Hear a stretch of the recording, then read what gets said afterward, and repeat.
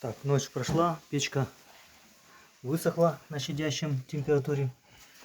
Вот он ремонт, боковая стенка полностью сделана. Так, пот высох.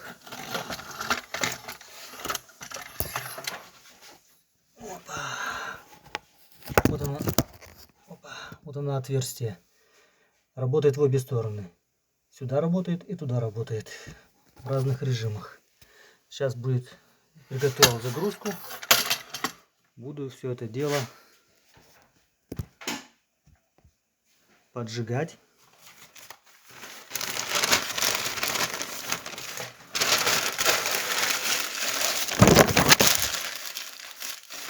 Поджигаем и пока запускаем на режиме русской печки.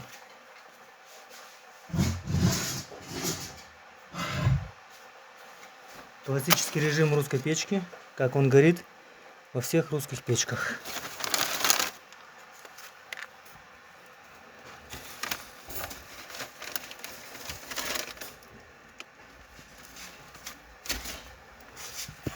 Классический режим — это когда дым проходит через эту арку. Вот он накапливается, перевалится через порожек и пошел перетекать вверх по ходу. За счет того, что вчера была протоплена печка, и вот этот вот стояк, труба, вот она, была нагрета.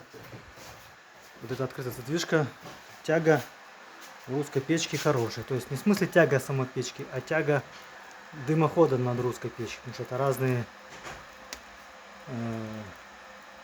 дымоудаление. Это отличное от русской печки сооружение.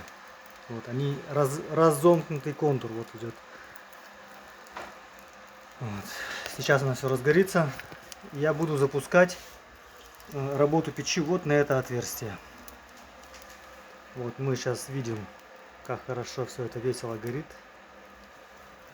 Сейчас я открываю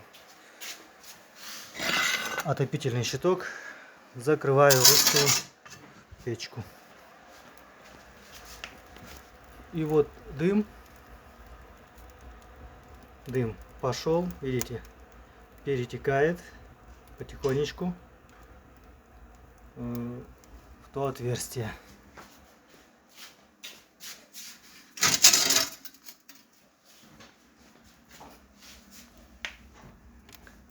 Вот. Если поставить заслоночку, не заслоночку, как она называется, дверцу вот в таком положении, открыть в этих местах подсос воздуха для горения, дым будет полностью уходить только в эту часть. И эту можно закрыть полностью. Эта задвижка закрывается только после того, как закрывается заслонка дверцы, чтобы дым шел, засасывался только воздух в эту. Вот она маленькая, вот там происходит горение. Реконструкция удалась. Вариант печи рабочий. КПД выше на порядок. За счет того, что длина газоходов увеличивается в 2 раза в обоих случаях. Во время топки щитка отопительного в 2 раза увеличивается за счет русской печки. И во время русской печки также длина дымоходов увеличится в 2 раза за счет отопительного щитка.